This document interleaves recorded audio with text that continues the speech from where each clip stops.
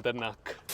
चलो मान लिया कि एसयूवी की जो है वो थोड़ा सा बोलबाला ज़्यादा है फिलहाल, लेकिन ये बात भी माननी पड़ेगी कि सेडान लवर्स की भी कोई कमी नहीं है। अगर आपका बजट जो है वो लगभग 15 से लेकर के 20-25 लाख तक का जाता है, तो उस केस के अंदर एक दो सेडान्स ऐसी हैं जो कि आप इग्नोर बिल्कुल भी नहीं कर सकते, या इनफैक्ट दूसरी भाषा में मैं ये कहूँ कि अगर आप उन्हीं के ऊपर जाओ तो आपका ज़्यादा डिसीजन सही रहेगा। ये है VW वर्चस और इसका 1.5 सीसी वाला जो है ये इंजन है ये, और ये जो गाड़ी है वो हमारे पास लेकर के आए हैं शशांक जी। बहुत बहुत स्वागत है सर आपका। थैंक यू रोहित जी। ये गाड़ी जो है इन्होंने ली थी और ये लगभग आपने 20.5 कितने की ली थी? मैंने 21 की ली थी एग्जैक्टली, और उसमें सर्विस पैक इंक्लूडेड था 4 साल का, 27,000 का वो मेरे को पड़ा था।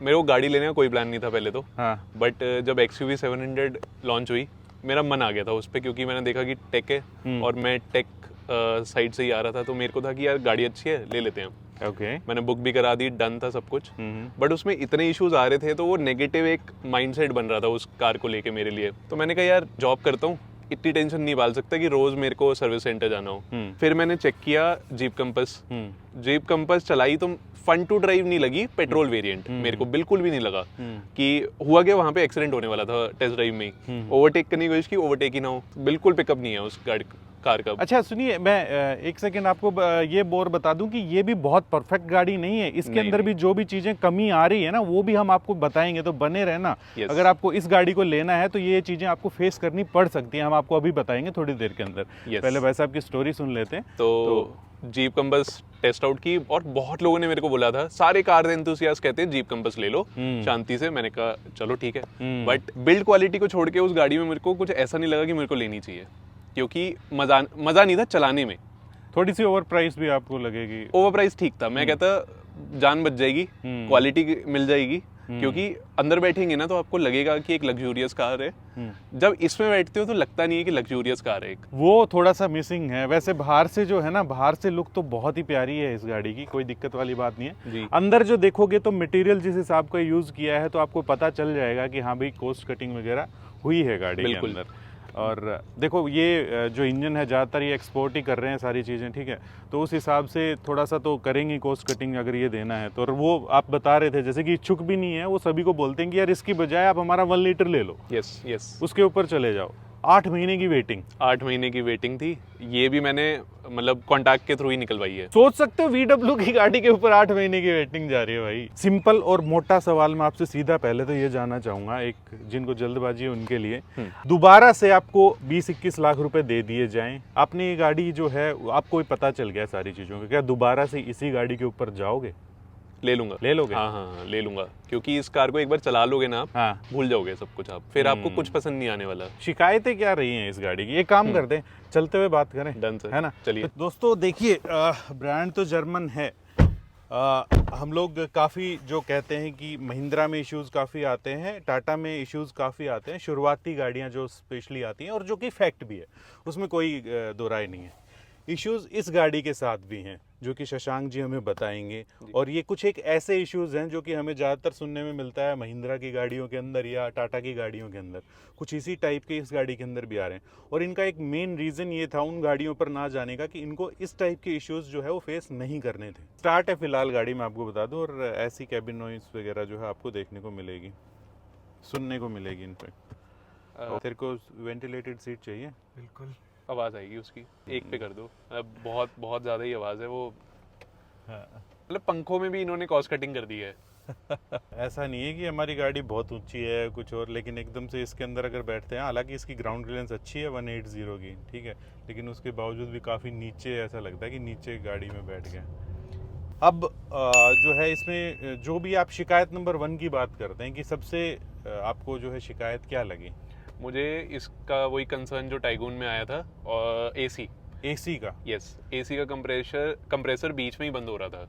ओके। और जैसे अभी पीछे बैठा था, कार आपने 2 मिनट पहले ऑन की थी तो पीछे कूलिंग ना लगती ही नहीं है स्टार्टिंग में।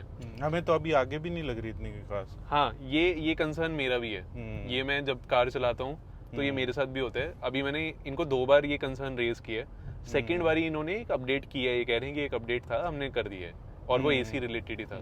आया तो था बीच में इनका अपडेट, देखो लेकिन कैसा, देखो मैं आपको बात बताऊं कि अगर आप कोई भी जापानीज गाड़ी वगैरह से आ रहे हो, कोरियन से आ रहे हो, यूएस वाले ब्रांड से किसी से भी आ रहे हो ना, उनका वो कूलिंग जो है ना बहुत ही जबरदस्त होता है, ठीक है। उसके कंपैरिजन में आपको लगभग हाफ लगने वाला है एकदम से, उसके हिसाब से जो है ना वो नहीं है, पता नहीं क्यों है ऐसा। तो इसके अंदर, और ये हमने सुना था कि 1 लीटर वाले के अंदर दिक्कत आती है, लेकिन याद रहे दोस्तों ये 1.5 है, इसके अंदर आई है ये चीज, और अपडेट होने के बाद भी इम्प्रूवमेंट नहीं हुई है। नहीं मतलब बहुत 19-20 का ही फर्क है, 19-20 का फर्क और वैसे है। भी ठंड हो गई है तो हमें नहीं पता लगेगा आज। हाँ ये बात भी है। अब जो है वो शिकायत दूसरी भी बता दो कि क्या चीज जो है। बहुत ही वियर्ड थी ये बात, और हाँ। पहली बार ही आई है, कल रात को ही आई थी। अच्छा। कि इंफोटेनमेंट सिस्टम के वॉल्यूम बटन बीच में चलना ही बंद हो गया। ओके। तो ना वो मतलब battery- ना स्टीयरिंग से हो रहा ना यहाँ से। बिल्कुल हाँ जी। और मतलब आप समझो कि मैं कुछ भी अकेला चल रहा हूँ, गाने सुन रहा हूँ, तो आवाज ही नहीं आ रही, ना कॉल अटेंड कर पा रहा हूँ। तो मैंने साइड में लगाई, इंजन ऑफ किया, दोबारा से गाड़ी ऑन की, तब भी नहीं हुआ ये प्रॉब्लम सॉल्व। तो फिर कैसे हुआ? बस घर पे लगाई, जब 10 मिनट के बाद दोबारा से देखा, चल गया। तो ये रिलायबिलिटी कंसर्न थोड़ा सा ना मेरे को टेंशन देता है इस कार को लेके। हाँ ये वाली चीज तो है। इनकी बिल्कुल नई सी गाड़ी है यार, 1300 कुछ चली है इनकी गाड़ी, ठीक है जी। और ये दो चीज़ें तो ये फेस कर चुके हैं ऑलरेडी। अमूमन ये चीज़ें आपको पता ही है, बताया मैंने, महिंद्रा में या टाटा में आती हैं ऐसी चीज़ें। खैर सुनवाई है इन चीज़ों की, वैसे आपको लगता है कि कस्टमर केयर या सर्विस सेंटर वाले हाँ, रिस्पॉन्ड? ये बात मेरे को अच्छी लगी। यही मेरा एक रीजन था फॉक्सवैगन जाने का, कि वहां पे जब भी जाओगे तो आप सब उनको नोट करके देते हो कि क्या क्या कंसर्न्स हैं। तो वो एक एक करके आपके साथ बात करेंगे कि भाई ये कंसर्न हमने ऐसे सॉल्व करने की कोशिश की है, या इस कंसर्न का अभी कोई सॉल्यूशन नहीं है, बताते हैं वो, एग्जैक्ट बताते हैं। तो as a experience, customer experience तो मेरे को ठीक लगा काफी।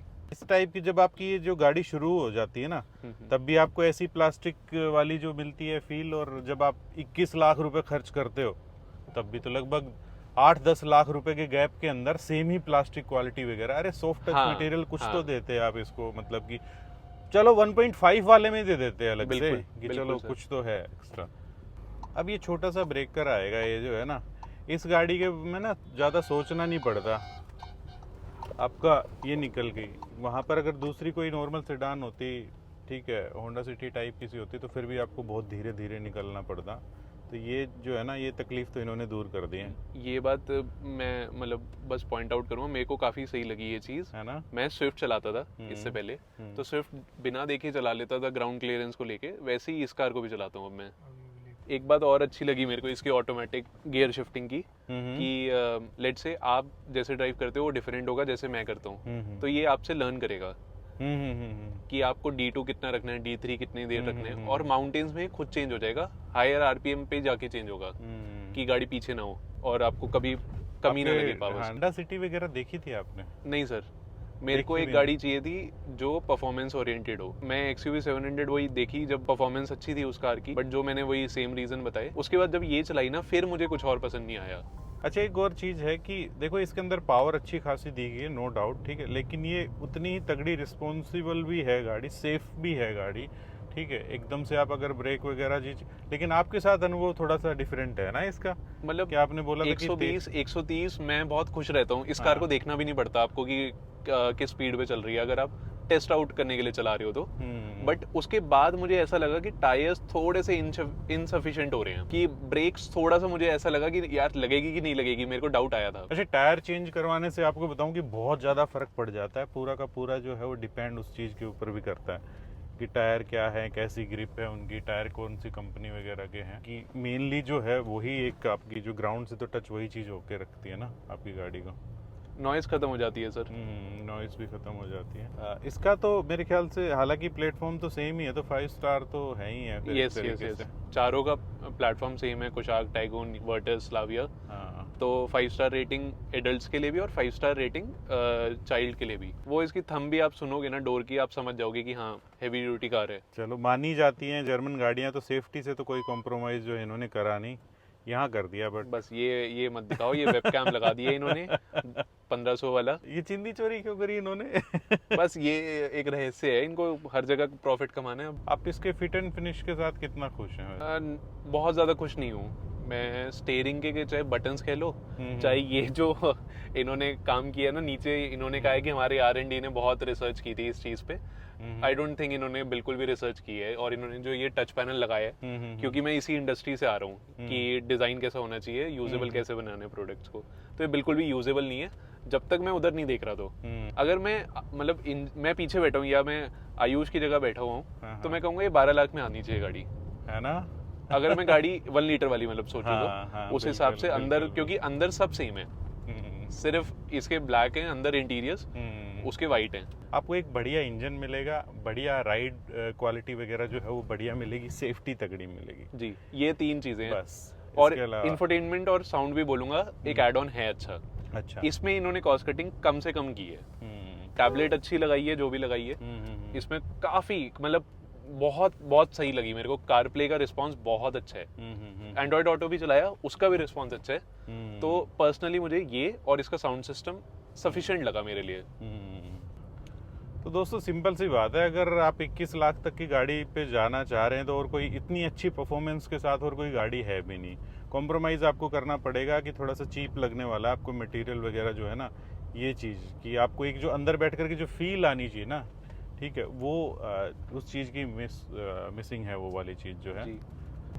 मेरे यार दोस्त जो हैं वो किसी के पास मतलब कि ऑडी और BMW वगैरह रखते हैं वो, ठीक है, तो उन्होंने फिर जो चलाई कुशाक वगैरह चलाई, ये चलाई, तो मतलब कि वो कह रहे थे कि यार हाँ ये गाड़ियाँ अच्छी हैं, बिल्कुल। ठीक है, और उन्होंने जब ये चलाई क्रेटा वगैरह और वो सारी चीज़ें, तो वो कनेक्ट नहीं कर पा रहे अपने आप को कहीं ना कहीं।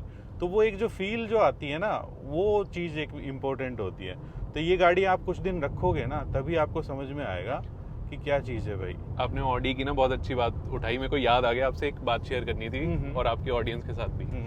हुआ क्या, मैंने कार ना पार्क की, मेरे दोस्त पीछे वाली कार में थे, मैं उनसे मिलने चला गया लॉक करके। उस मेरी कार के आगे ऑडी A4 खड़ी थी। हाँ। तो जो ओनर था वो आया, वो मेरी कार खोलने लग गया है? तो मेरे को पता नहीं था कि वो ओनर है ऑडी A4 का। मैंने कहा excuse me, this is my car. तो कह रहा oh my bad, sorry brother, I thought this is my car. फिर जब वो ऑडी A4 में बैठा, मैंने कहा ओ शिट, जो लोग कहते हैं ना कि हाँ ये ऑडी A4 जैसी दिखती है, रिजेम्बलेंस है, तो वो मान गया था मैं उस दिन, वो हो गई थी, वैलिडेशन मिल गई थी। तो दोस्तों ये था जो है आज हमारा जो वीडियो था इस गाड़ी के ऊपर, और ये पॉसिबल हो पाया शशांक जी की वजह से। Thank you so much Rohit ji, धन्यवाद, आप गाड़ी को And लेकर के आयुष। आए और बड़े लोगों को हेल्प मिली होगी। आई एम श्योर कि आप समझ गए होंगे कि जो भी चीज़ें इसमें दिक्कत आती हैं, क्या क्या चीज़ें अच्छी हैं इस गाड़ी की और किस वजह से आपको जो है गाड़ी लेनी चाहिए। जो भी बस प्लान करे ना इस कार को, मैं बोलूंगा टेस्ट ड्राइव कराना और लंबा चलाना। हाँ, उसमें आप समझ जाओगे कार क्या परफॉर्म करती है, कैसी चलेगी। तो मिलते हैं ऐसे किसी नेक्स्ट वीडियो के अंदर। अगर आप भी चाहते हैं अपने गाड़ी का एक्सपीरियंस हम लोगों के साथ शेयर करना, एक ऑनेस्ट एक्सपीरियंस आप लोग शेयर करना चाहते हो, तो जो दी गई ईमेल आईडी है वहाँ पर हमें संपर्क कीजिए। और अगर 4 व्हीलर चलाते हैं तो सीट बेल्ट जरूर डालना, आगे भी वाले और पीछे वाले भी, और अगर 2 व्हीलर चलाते हैं तो हेलमेट जरूर पहनना। जय हिंद, जय भारत। बस खींच दीजिए।